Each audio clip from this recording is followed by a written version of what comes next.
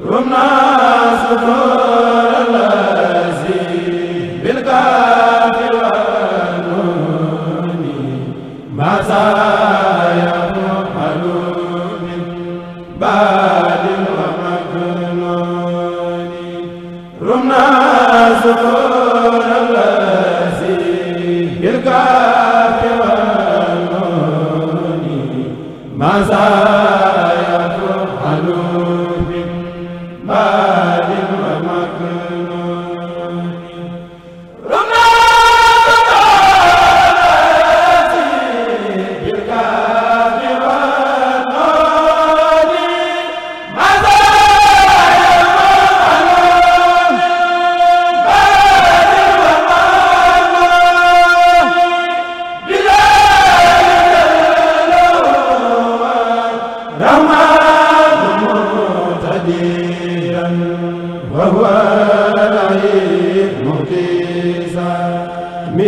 magnuni Le sujet suivant qui doit être présenté par le professeur Galaye Ndiaye, que je vais rappeler très rapidement que le professeur Mohamed Galaye Ndiaye, il est théologien, diplômé de l'université Al-Azhar en Égypte et de l'université de Liège en Belgique. Il est actuellement directeur de l'Institut Al-Mihrab à Bruxelles. Et a également été l'imam principal de la grande mosquée de Bruxelles. Le professeur Galaye Ndiaye devra intervenir sur le sujet du sens de l'humanisme et de l'universalisme de Cheikh Ahmadou Bamba dans le dialogue des civilisations. Professeur. بسم الإله الذي القرآن قد نزل منه ابتدائي وأرجو عنده النزلا سبحان رب كريم جاد لي كرما بأن ألازم قرآنا هداه جلا من كان لله كان الله جل له ومن توسل بالماحي له قبلا الله صل بتسليم بلا عدد عليه بالآل والأصحاب والفضلاء وبعد. Chers frères, chères sœurs, juste à ma droite, notre éminent professeur Souleymane Bachir Diagne, Monsieur Aziz, Serigne Aziz Mbacké Madialis, notre modérateur, le Diop. Bon, avec le Diop là, il faut faire attention. Voilà. L'assistance. J'ai le plaisir d'être parmi vous aujourd'hui. Et j'ai la même difficulté que Serigne Abdul Aziz Madialis. Donc parler après, normalement c'est le cadi qui doit parler après les aînés, ou les aînés qui parlent d'abord, ou bien le cadi qui parle avant, dans la tradition mouride. Normalement c'est l'aîné qui doit parler en dernier lieu. Voilà. Mais je pense que Serigne Abdul Aziz, il a un cocktail qu'il a bien préparé pour me laisser en dernier lieu. Voilà, donc sans plus tarder, le titre qui a été annoncé, le sens de l'humanisme et de l'universalisme dans le message soufi de Cheikh Ahmadou Bamba, dans le dialogue des civilisations. Alors, j'aimerais tout d'abord attirer votre attention sur l'exposé que je vais donner. Je ne parlerai pas de l'universalisme en tant que tel dans la conception philosophique, ni de l'universalisme non plus, mais je vais aborder ces deux thématiques à travers la pensée de Cheikh Ahmadou Bamba. Et nous allons découvrir que Serigne Touba ou Khadim Rassoul, Cheikh Ahmadou Bamba, le saint du Bawal, il n'a pas utilisé ces termes, mais il a utilisé des termes qui lui sont propres. J'y reviendrai plus tard. Parler de dialogue des civilisations, car c'est le thème central, comme le modérateur l'a si bien dit à l'entame de ses propos, que c'est le maître mot de ce panel. Donc nous savons tous que les peuples ont toujours échangé à travers l'histoire. Vous savez également que les musulmans ont traduit la philosophie grecque et que les Européens eux-mêmes, ils ont reçu cette philosophie à travers donc, les musulmans. Le papier que les musulmans ont pris des Chinois et après les Européens l'ont pris également des Arabes, etc. En Andalousie, jusqu'à maintenant, nous savons que le papier est développé là-bas. Je pourrais aussi parler de la civilisation égyptienne, sémérite, chaldéen ou chaldéenne, babylonienne, etc. Il y a eu toujours des échanges entre les civilisations. Cela relève donc du besoin chez l'être humain. L'être humain a besoin toujours de s'enrichir à travers l'autre, de son expérience, de tout ce qui est profitable.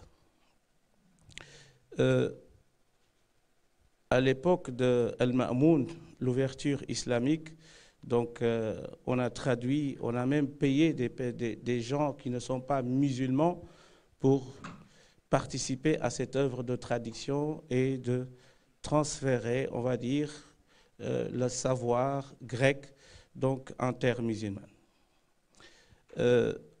Si nous scrutons un peu le Coran également, nous allons voir que le Coran a fait preuve également d'ouverture.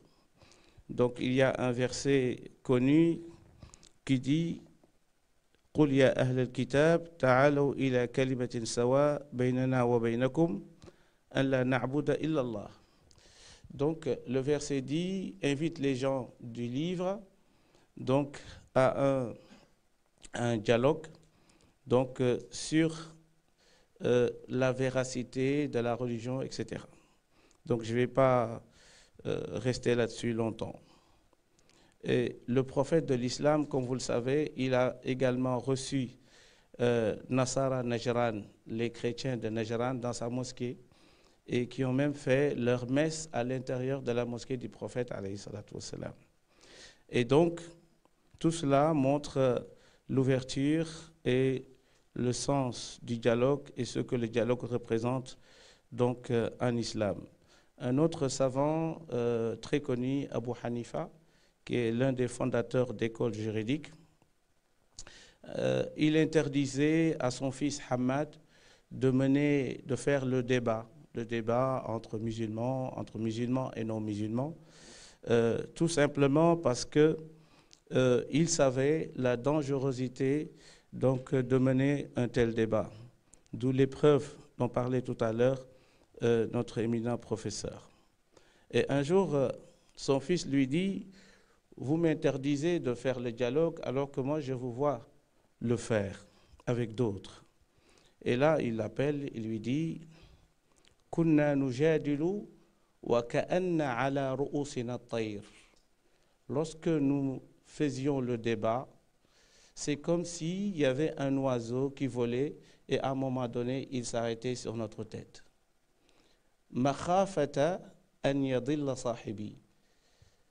De peur que mon interlocuteur fausse la réalité ou bien mon interlocuteur commet une erreur. Donc, celui qui débat, il débat avec son interlocuteur, mais il a peur que son interlocuteur soit dans l'erreur. Et ça, c'est important. C'est-à-dire qu'on ne débattait pas pour avoir raison, mais on débattait pour que la vérité jaillisse. Donc ça, c'est important. Et donc, il lui dit, lorsque nous débattions, c'est comme s'il y avait un oiseau sur notre tête. Et vous savez très bien qu'il y a un oiseau sur votre tête, si vous bougez, il va s'envoler, il va partir. Et donc, cette concentration, cette peur interne, donc, qui les animait lorsqu'ils étaient en débat. Et donc ça, c'est également un exemple que je voulais vous donner, tout simplement pour montrer l'importance du dialogue, mais un dialogue sincère pour atteindre la vérité, quelle que soit donc cette vérité. Nous savons également que Shafi'i, Imam Shafi'i, il disait Ra'yi sawabun yahtamilu al-khata wa ra'yu ghayri khata'un yahtamilu al-sawab. Il disait mon avis est correct, mais qui contient une probabilité de fausseté. L'avis de l'autre est faux, mais contient une probabilité de véracité. Et donc, c'est-à-dire que là, on est dans une dimension donc d'acceptation de l'autre, de son avis, de son opinion, même si on est en contradiction. Alors, c'était tout simplement une petite introduction pour vous parler maintenant de la pensée de Cheikh Ahmadou Bamba en ce qui concerne l'universalisme et l'humanisme. Pour comprendre le sens de l'humanisme chez Ahmadou Bamba, il faut comprendre d'abord la théorie ou une théorie qui a été développée par certains intellectuels mourides, en commençant par Serigne Saliou Salam, un intellectuel mouride connu, et qui a été développée également par la génération qui est venue après Abdul Aziz Madialis, moi-même, Moustapha Diop Koki, dans le mouridisme, sont, on va dire, les personnages qui ont donné plus d'importance à ce concept et qui ont fait des études là-dessus. Actuellement, à l'heure où je vous parle, j'ai parachevé un ouvrage sur la khidma, dont je vais vous donner quelques extraits. En fait, mon exposé aujourd'hui, c'est une partie tirée de cet ouvrage. Donc, vous êtes privilégiés en quelque sorte avant l'apparition de l'ouvrage. Alors, donc, parler de l'humanisme et l'universalisme, c'est comprendre qu'est-ce que la khidma chez Ahmadou Bamba. Alors, là, je vais également vous rappeler que je suis un technicien du texte. Donc moi, je pars toujours à partir des textes et je donne mon analyse. Cheikh Ahmadou Bamba nous dit, dans un de ses poèmes, « Ubay'ul yawma ar-rasoul al-Mustafa bi khidmatin wa as'alullah al-wafa » Il dit, j'ai fait un pacte avec le prophète. Al-Rasoul al-Mustafa, Al-Rasoul c'est le prophète, Al-Mustafa c'est l'élu. Bi khidmatin, le pacte, le contenu du pacte c'est quoi? C'est la khidma. Nous allons comprendre après qu'est-ce que la khidma. Et il dit, ce qui est intéressant, wa as'alullah al-wafa, je demande à Allah, je demande à Dieu, exalté soit-il, que je puisse respecter les clauses de ce pacte. Al-wafa bi shurut al-khidma. Quelles sont les clauses, les conditions de cette khidma? Alors, la première clause ou la première chose à retenir, c'est de ne pas verser le sang. Le cheikh, en tant que soufi, en tant qu'un homme qui est en face de la colonisation à l'époque, c'était au 19e siècle, 20e siècle, et donc son peuple est colonisé. Donc il est sous le joug colonial. Il est même, avant qu'il fasse cette déclaration-là, il n'était pas encore donc un captif ou bien un prisonnier des colons. Il était encore libre. Donc c'est à ce moment-là qu'il a dit ce vers, qu'il a formulé ce vers. J'ai fait un pacte avec Dieu, avec le prophète. Et ce pacte consiste à quoi? C'est de lui rendre un service. Et donc quand on parle du prophète, on parle de l'islam parce que c'est lui qui incarne donc l'islam. Et donc la première clause, c'est de ne pas verser le sang. et d'éviter l'animosité et la haine. Et il le dit ailleurs, il dit bila idan ou alami wa biya jaddidi sabil bila idan ou alami. Il dit, il fait une invocation, il dit à Dieu, fais de moi le réformateur de la voie, c'est-à-dire la voie islamique. Ou, si vous voulez également, le réformateur du siècle, parce que le vers n'est pas déterminé. Et donc, fais de moi, as-sabil, c'est la voie. Et donc, il faut situer Cheikh Ahmed Bamba dans ce contexte-là pour comprendre réellement ce qu'il veut nous dire. Il vit dans un contexte colonial, mais il vit également dans un contexte entre confréries.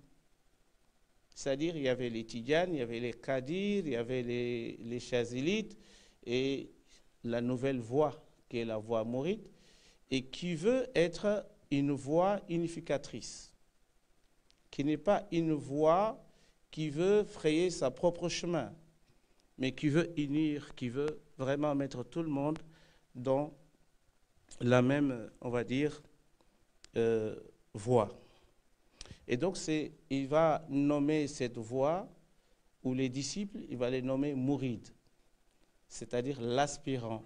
Nous savons que les Tidjanes, les Qadirs, toutes les voies soufis appellent leurs disciples mourides. Et donc, lui, il ne veut pas se distinguer, parce qu'il y a déjà de la divergence, il y a déjà donc des voies multiples, et donc lui, il n'est pas venu pour rajouter encore une voie. Et donc c'est dans ce sens-là que le cheikh va nous dire, concernant les voies soufis, فَكُلُّ وِرْدٍ يُورِدُ الْمُرِيدَ لِحَضْرَةِ اللَّهِ وَلَنْ يَحِيدَ سواء انتمى إلى الجيلاني أو انتمى لأحمد التيجاني أو لسواهما من الأقطاب إذ كلهم قطعا على الصواب. Il nous dit, quelle que soit la voie à laquelle tu appartiens, que ce soit Tidjane ou Khadir, notre objectif est le même, c'est le fait de tendre vers Dieu. Et donc, le plus important, ce n'est pas de se dire je suis Tidjane, je suis Khadir, je suis autre, mais le plus important, c'est de créer ce lien avec le divin, avec n'importe quel moyen qui te permet d'atteindre ou bien de renouer ce lien avec le divin. Et donc ça c'est un point très important, parce qu'on voit ici, il tend pas vers l'individualisme, mais vers le commun, ce qui est commun entre les musulmans. Et puis plus tard, on verra, il va même sortir de ce cadre, le cadre musulman, pour parler d'un autre cadre plus vaste, c'est le cadre de l'humanité. Lorsqu'il dit « Kunu muhibbin al-khuyur li jami'i khalqi ilahina al-muqaddami al-badi'» Nourrissez le bien pour toutes les créatures de Dieu. Et donc là, il sort du cadre confrérique, du cadre musulman, pour s'adresser à l'humanité. Mais le concept de khidma est un concept qui mérite des études et des études. Les études qui ont été menées jusque-là n'ont pas encore touché le fond. Parce que moi-même qui ai, on va dire, depuis, 20 ans, j'étudie ce concept. Je n'arrive pas encore à cerner ce concept. Je pense et je crois fermement qu'il en reste encore d'autres pistes à explorer. Alors, la première chose à retenir, c'est que ce qui représente chez Ahmadou Bamba, qui est un concept beaucoup plus profond que l'humanisme, et c'est là le défi de mon ouvrage, c'est-à-dire que Serigne Touba ne parle pas de l'humanisme, mais il parle d'un autre concept, pour moi, beaucoup plus profond et beaucoup plus élevé spirituellement, et même beaucoup plus universel. que le mot humanisme, parce que le mot humanisme concerne l'humain, alors que le khadimiyya, être au service, c'est pas seulement l'humain, c'est être au service même de la nature, des animaux, des humains, etc. Donc, il n'épargne rien. Et c'est ce concept-là qui est al-khadimiyya, que moi je traduis en français le servisme, qui n'existe pas en français encore, mais j'espère qu'il sera introduit dans le dictionnaire ici, Inch'Allah, en France, à l'Académie française. Parce que ce mot n'existe pas.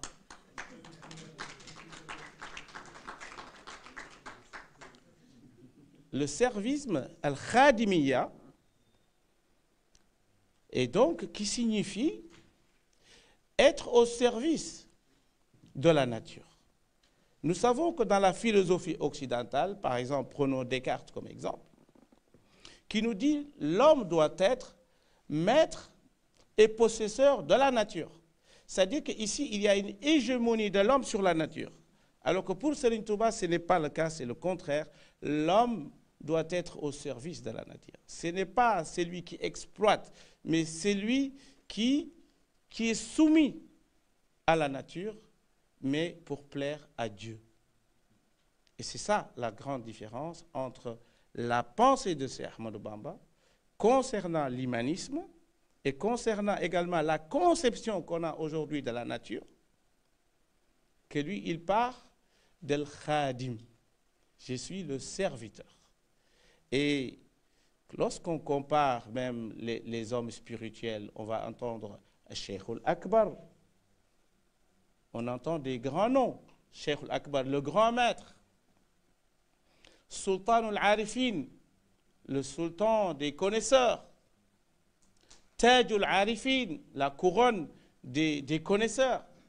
Serigne Touba, il n'a pas choisi un concept aussi flattant ou aussi, on va dire, qui lui donne une aura. Mais il a choisi d'entrer par la porte de l'humilité. L'humilité. Il a choisi Khadim. Il est le serviteur. Et donc, Al-Khadimiyya, si on creuse également plus loin, nous verrons que Al-Khadimiyya correspond dans la théologie musulmane, ce que j'ai appelé At-Taskhiriyya, qui est وَسَخَّرَ لَكُمْ مَا فِي السَّمَاوَاتِ وَالْأَرْضِ. Dieu a mis ou a assujetti ou à faire soumettre donc la nature pour les humains. Al-Khadimiyya Taskhiriyya, c'est quoi? Contrairement à la philosophie, ou une bonne partie de la philosophie occidentale, où on parle de la volonté de puissance, c'est-à-dire qu'on a tendance à dominer, à dominer, alors que ici, ce n'est pas la domination. Ici, c'est rendre service, être au service. Et donc, c'est deux choses différentes. Alors, Al-Khadimiyya correspond, parce que quand j'ai fait mes recherches, j'ai trouvé que pour comprendre la khidma, il faut aller voir le verset 32 de la sourate 43, l'ornement Zukhruf. C'est le verset pour moi qui montre réellement ce qu'est la khidma. La khidma pour moi, c'est le moteur de l'histoire. C'est le carburant de l'histoire, si vous voulez. Sans la khidma, il n'y a rien qui marche. Allah Azza wa Jal, exalté soit-il, nous dit « Nahnu qasamna ma'isha baynahum ma'ishatahum fil hayati dunya » Dieu dit, nous avons réparti leur subsistance dans ce bas monde. C'est Dieu qui a réparti cela. وَرَفَعْنَا بَعْضَهُمْ فَوْقَ بَعْضِ دَرَجَاتٍ. Il y a des personnes qui vont être certainement au service des autres. Il dit لِيَتَّخِذَ بَعْضُهُمْ بَعْضًا سُخْرِيًّا, pour que les uns prennent les autres à leur service. Et c'est vice-versa. Le professeur Salyouman Bachir Diagne, il était en train de vous donner un service. Vous également, vous êtes en train de l'assistance, vous êtes en train de donner un service à l'Institut. L'Institut est en train de donner un service aux Lyonnais. Également, et c'est ainsi de suite. Chaque personne, il est au service de l'autre, et l'autre aussi, il est au service de l'autre. Vous avez l'argent, vous allez chez le boucher, vous allez acheter de la viande, vous êtes en train de rendre service donc, au boucher. Le boucher aussi, il va encore rendre service à quelqu'un d'autre, et ainsi de suite. Et la chaîne, elle est interminable. Et c'est pour ça que le poète arabe, il l'a bien dit. Il a dit « An-nasu lin-nasi ba'dun min badwin wa hadiratin ba'dun li ba'din wa in lam yash'uru » Écoutez bien, « khadamu ». C'est le mot « khadim » qu'il a utilisé. Il dit les gens, qu'ils le sachent ou pas, ils sont au service les uns des autres. Que tu le saches ou pas. Et ça, c'est un verset coranique. Et donc, Cheikh Ahmed Bamba, il s'inscrit dans cette optique-là pour nous dire qu'en fait, être khadim, c'est être au service, mais pas seulement être au service, mais avec amour. Avec amour. Parce que lorsque tu es employé, que tu travailles par exemple, tu as une rémunération, tu rends un service. Mais parfois, tu n'as pas même envie de travailler. Ou bien tu es pressé pour attendre à la fin du mois pour gagner, prendre ta rémunération, etc. Mais est-ce qu'il y a l'envie et l'amour du travail? Et c'est ça qui fait la différence entre la khidma et le travail. Le travail, c'est al-amal. Al-khidma, c'est un travail, mais qui est fait avec amour. Et lorsque on devient khadim, et c'est contraire, c'est diamétralement opposé, quand moi je deviens ton khadim, ton serviteur, je ne suis pas un loup pour l'homme. On dit que c'est Hobbes. Hein? L'homme et le loup est un loup pour l'homme. Ou bien, comme disait Sartre, hein, l'enfer, c'est les autres. Alors que pour Cheikh Ahmadou Bamba, les autres, c'est le paradis. Je vais y revenir. Pour Serigne Touba, l'homme est le khadim de l'homme dans le sens où il lui rend service avec honneur et avec amour. Et c'est ça la différence. Et le monde aujourd'hui a besoin de ce concept. Parce que si on veut sortir du capitalisme effréné, si on veut sortir de l'humanisme au sens augustin, là, il faut adopter le concept khadimiyya, qui est beaucoup plus profond et qui est fait avec amour et avec honneur pour l'être humain. Et c'est ce qui permet à l'être humain de comprendre même le sens de son existence. Et ça, c'est important. Et c'est pour ça qu'il a dit « وَبِيَجَدِّدِ السَّبِيلِ بِلَا عِدًا أَوْ أَلَمِ » Fais de moi le réformateur du siècle sans animosité.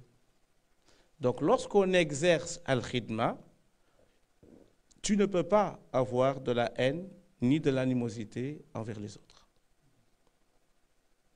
Et d'ailleurs, c'est ce que Serigne Abdelaziz parlait tout à l'heure, c'est cette pureté de l'âme pour arriver au stade de khadim, il faut un travail préalable. C'est ce qu'on appelle jihad al-nafs. Et c'est pour cela que le cheikh, à l'époque coloniale, lorsque les gens, inviter les gens, les citoyens à prendre les armes pour combattre le colon, il a dit وَإِن صُرِفْتُمْ إِلَى الْجِهَادِ فَقَدِّمُوا دَالًا مِنَ الْأَعَادِ.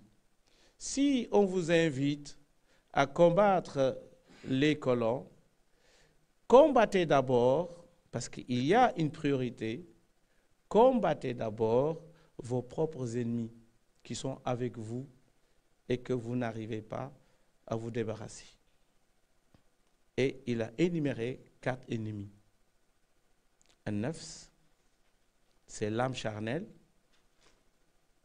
qui nous accompagne partout, ce bas monde, les vanités de ce bas monde, le Satan et la passion profane, al-hawa. Avant de combattre l'ennemi extérieur, il faut combattre l'ennemi intérieur. C'est ça la force donc de la khidma. Donc pour être khadim, il faut combattre son ego. Il faut lutter contre son ego. Donc être khadim, c'est un stade. Tu peux être mouride, tu es aspirant, tu es sur le chemin, mais tu n'es pas encore khadim. Khadim est un niveau spirituel.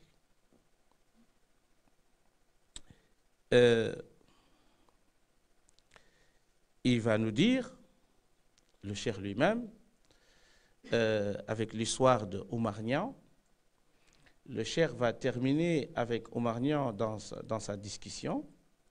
Donc l'espion qui était venu, donc, parce que c'est l'administration coloniale qu'il avait envoyé pour voir un peu qu'est-ce qui se passe chez lui, est-ce qu'il est en train de préparer une guerre sainte ou quelque chose de ce genre.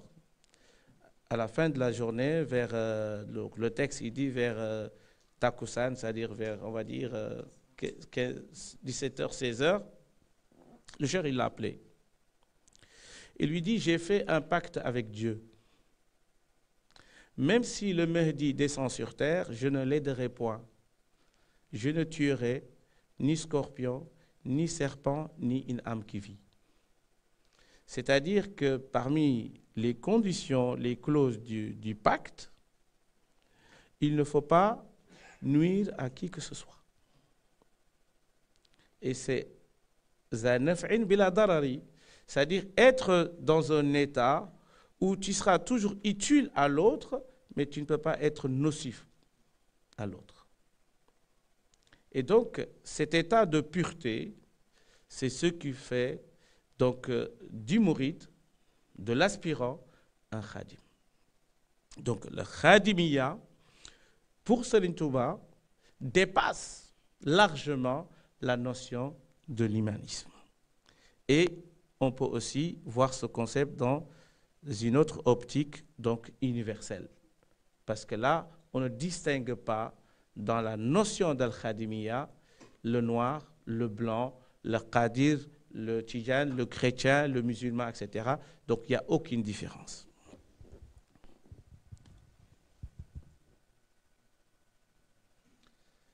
Alors, pour aller rapidement,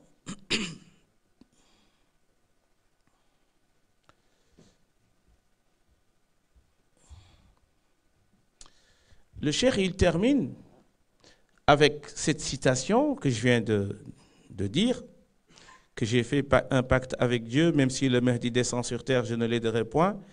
Il dit, si un jour je prends les armes, ma mission sur terre sera, on va dire, détruite.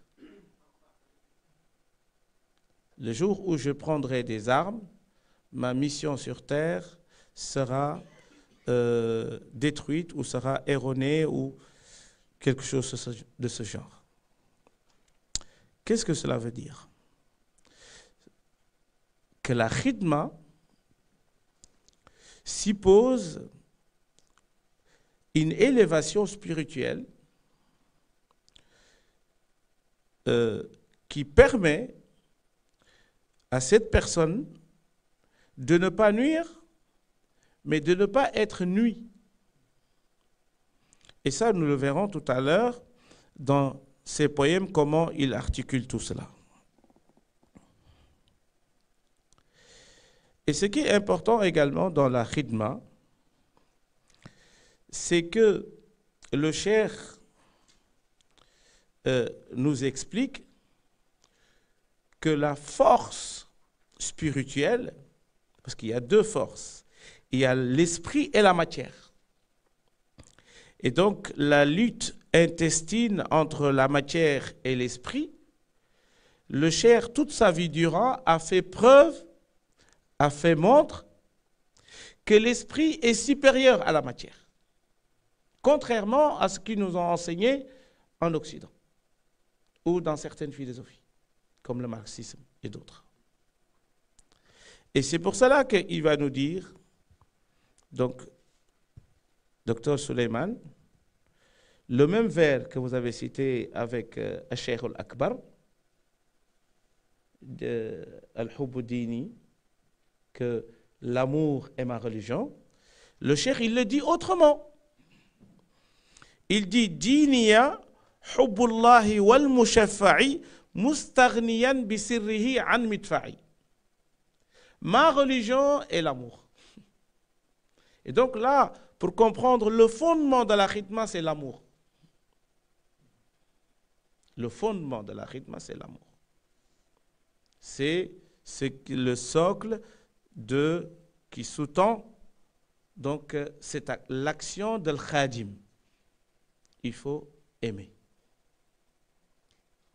Et il dit, par cet amour, je me suffis ou je n'ai plus besoin d'armes. Et ça, c'est intéressant. Mustaghniyan bisirrihi ay bisirri nabi an isti'mal al-madafi'. Et donc, par l'amour qu'il porte au prophète, alayhi salatu wassalam, il n'a plus besoin d'utiliser des armes.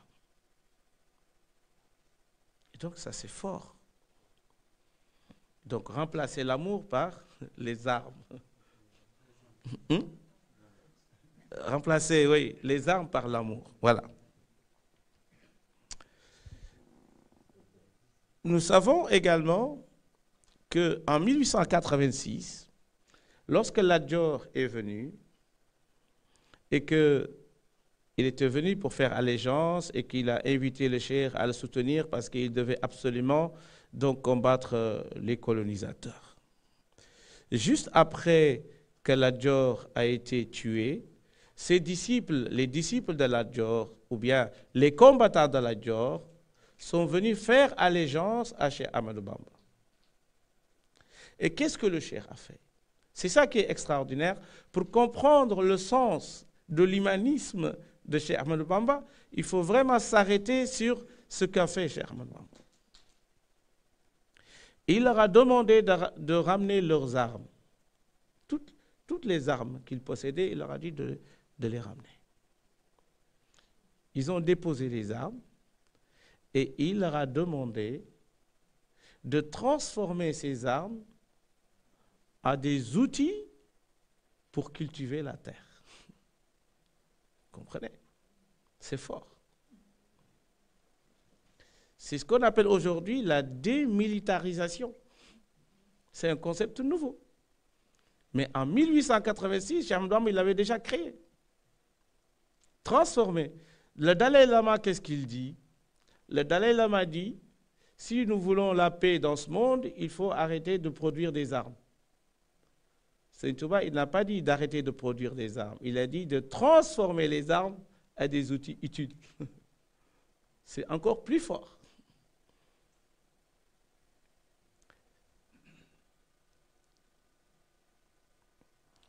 Un autre point, parce que Serigne Abdul Aziz m'avait dit que j'avais que 25 minutes.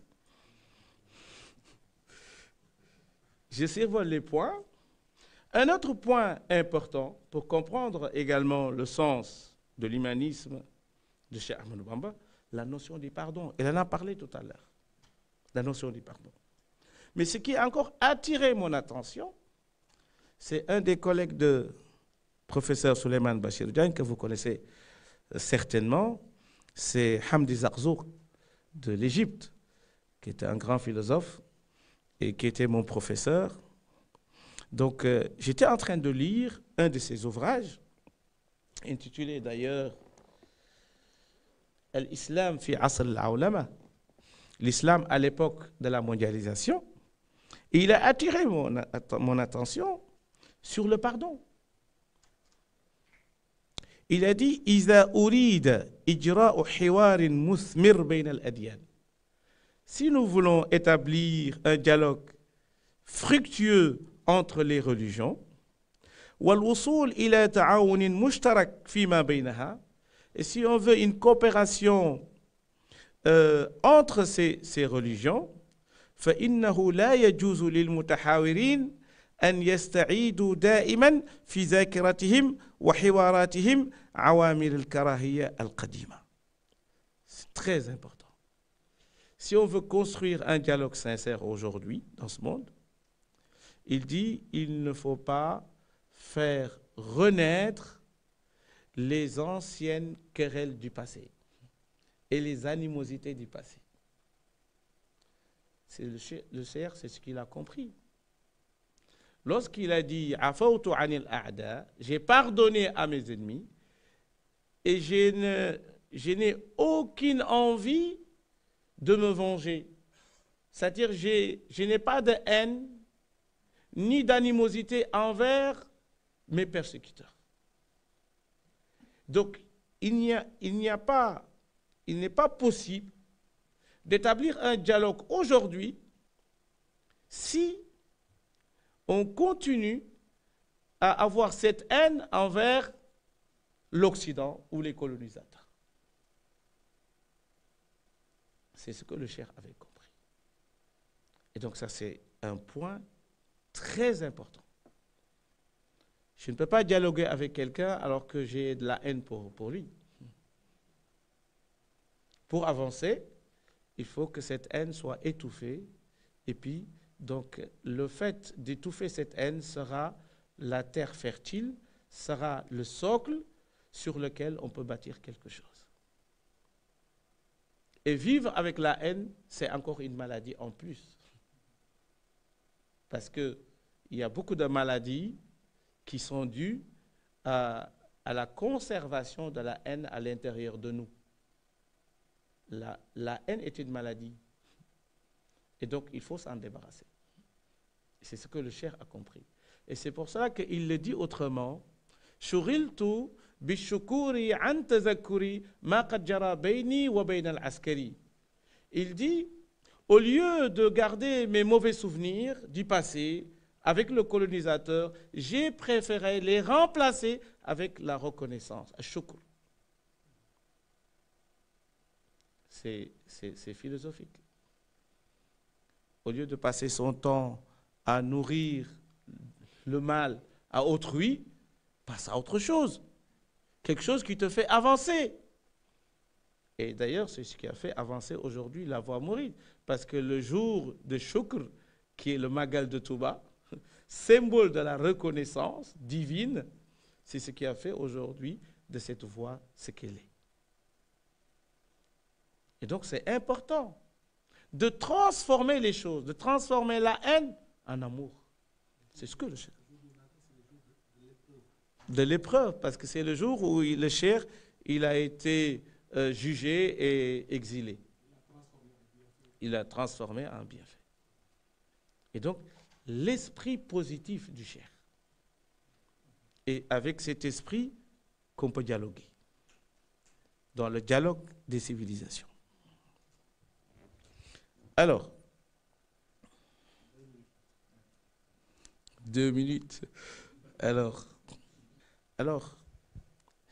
toujours sur son exil, il a été exilé, mais écoutez ce qu'il dit. Il dit, par ton fiat, le fiat c'est le fait de dire soit, kun, en arabe, kun fayakun. Il dit, Dieu par ton fiat, par ton kun, exauce tous mes vœux et fait que mon exil soit comme une chasse giboyeuse pour les musulmans. Non, pour toutes les créatures. Le sens de l'universel. il veut que son exil soit un bienfait pour l'humanité, pas seulement pour les musulmans, pas seulement pour ses disciples. Fais de moi un motif de bonheur, autant pour les noirs que pour les blancs. C'est le cheikh qui l'a écrit. وَجَعَلْنِي بِجَاهِهِ بِشْرَ الْحُمْرِ وَالسُّودِ. Il veut être l'être qui va unir l'humanité dans son ensemble. Il va le dire encore ailleurs, que l'humanité tire des avantages par ma personne. Ô toi Seigneur, rempart à tout recours à l'armement. Il parle de l'humanité, il parle de l'armement. Ce qui tue l'humanité. Et le cheikh ne s'arrête pas là. Il va même critiquer la pensée occidentale, la pensée matérialiste occidentale. Il va dire que d'abord, la colonisation est une entreprise satanique. Il le dit, mot à mot. La colonisation est une œuvre satanique parce que cette œuvre est motivée par la domination et l'exploitation. Il dit وَجَرَّهُمْ إِبْلِيسُ لِلْعِصْيَانِ وَلِلتَّجَرُّءِ وَلِلْخُسْرَانِ وَغَرَّهُمْ بِكَيْدِهِ حَتَّى طَغَوْا فِي كُلِّ بُلْدَانٍ جَمِيعًا وَبَغَوْا. Clair. Il dit c'est le Satan qui a motivé ces peuples-là ou ces gens-là à aller soumettre d'autres peuples et leur mettre à leur service, malgré eux. Et donc, pour le cheikh, là, il ne parle pas du blanc, c'est ce qui est intéressant également. Il ne parle pas du blanc pour blâmer le blanc, mais il dit que c'est l'œuvre de Satan. Et le Satan est capable de détourner le noir aussi bien que le blanc. Donc là, il fait abstraction des peuples. Ce qui est intéressant. Il ne faut pas dire que les Blancs ont fait ceci. Non, c'est l'œuvre du diable.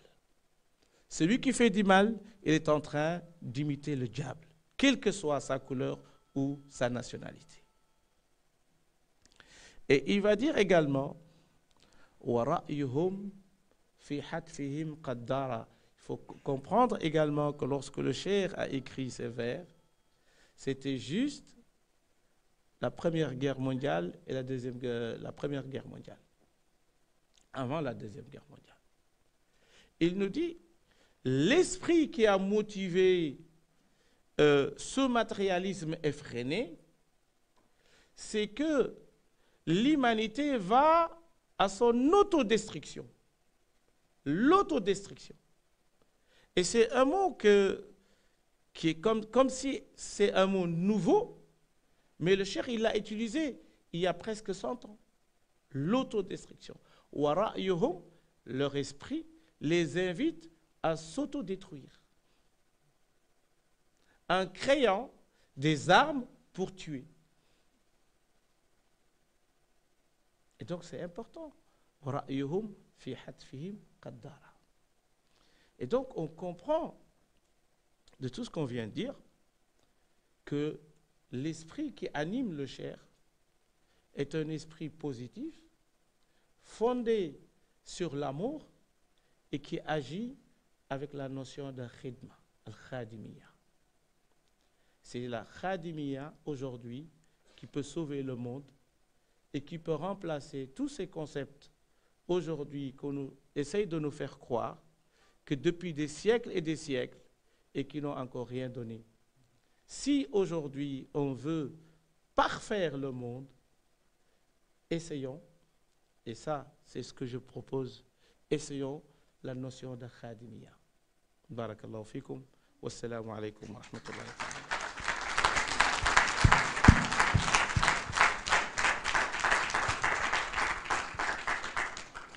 Masha'Allah, merci professeur pour cet exposé bon, qui fait tout simplement jaillir mes qualités de mauvais modérateur, tout simplement parce que je suis un modérateur admirateur, donc ça ne faut pas passer.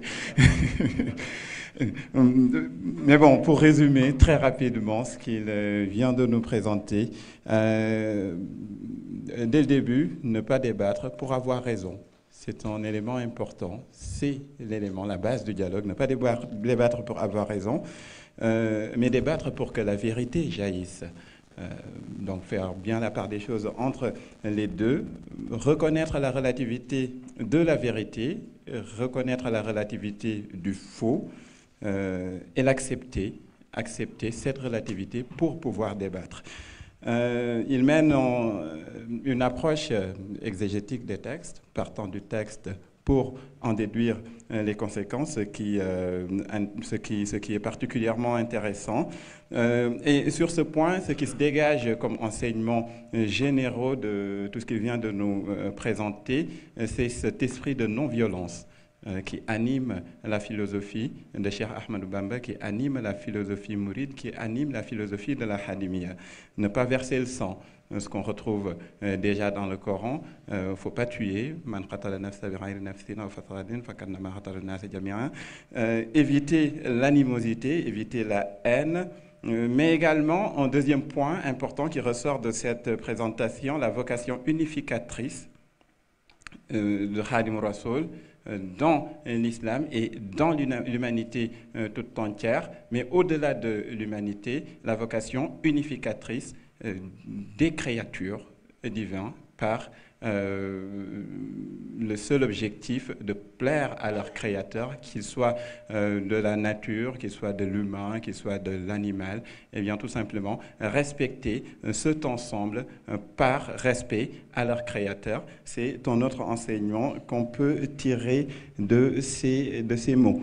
Donc, c'est tout ce qui ressort de l'expression, si je ne m'abuse, al-Hadimiyya, que le professeur a si bien présenté. Dieu nous a gratifié de ses bienfaits. Utilisons-les, mangeons-en, buvons-en, mais ne les gaspillons pas. Koulou, washrabou, wala tusrifu, comme nous dit le Coran encore une fois, et Khadim Rassoul le reprend pour nous l'expliquer d'une manière concrète qui est beaucoup plus proche de ce que nous pouvons percevoir directement. Ensuite, faire de la khidma qu'il définit comme le combat contre l'ennemi intérieur, le combat contre son âme charnelle, le combat contre Satan. Avant de combattre autrui, eh bien, combattons ce qui est en nous-mêmes, ne pas causer de préjudice à autrui. Et là, ça m'inspire un vers particulier qu'on retrouve dans le poème Matlabul Fawzayni, Fal takfini azaya jami'al alamin, wal takfihim azaya ya rabbi amin. Voilà, donc épargne-moi du préjudice de l'ensemble des créatures, mais épargne les créatures également de tout préjudice qui puisse provenir de ma personne. Et donc ce retour en soi qu'on retrouve encore dans ce vers, ne pas causer de préjudice, mais également s'épargner, faire en sorte, demander, implorer le Seigneur qu'il nous épargne du préjudice provenant des autres. Se débarrasser de la haine également pour pouvoir débattre, se débarrasser de la haine par le pardon sincère. Le vers qui a été évoqué par le professeur est assez illustratif de ce point. Eh bien, rafautu anil a'da'i turran li wajhi man nafahum li ghayri sarmadan lastu advahu. Et le vers suivant vient tout simplement apporter ce lien direct que le cheikh attache à Dieu, au Créateur.